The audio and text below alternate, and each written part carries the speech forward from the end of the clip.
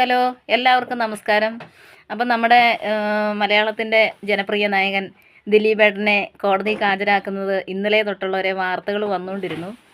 അപ്പോൾ ഇന്നും ഇങ്ങനെ ഞാനൊക്കെ ഡ്യൂട്ടി ടൈം ആണെങ്കിൽ പോലും ഒരു ഇച്ചിരി സമയം കിട്ടുന്ന സമയത്ത് ഇതെന്താകും എന്താകും എന്താകും, കാരണം നമ്മുടെ വീട്ടിലുള്ള ഒരു അംഗത്തെ കൊണ്ടുപോകുന്നത് പോലെയുള്ള ഒരു ഭയങ്കര ടെൻഷനായിരുന്നു കേട്ടോ, ഉള്ളിൻ്റെ ഉള്ളിൽ സത്യമായിട്ടും. കാരണം നമ്മൾ വേറെ ഒന്നും നമുക്കതിനകത്ത് പറയാനില്ല, വേറെ ഒരു കാര്യം. പക്ഷേ ദിലീപ് ഒരു നല്ല നടൻ എന്നതിലുപരി നല്ലൊരു മനുഷ്യസ്നേഹിയും കൂടിയാണെന്നുള്ളത് നമുക്കെല്ലാവർക്കും അറിയാവുന്ന ഒരു കാര്യമാണ്. കാരണം ഒരുപാട് പേരെ സഹായിച്ചിട്ടുണ്ട്.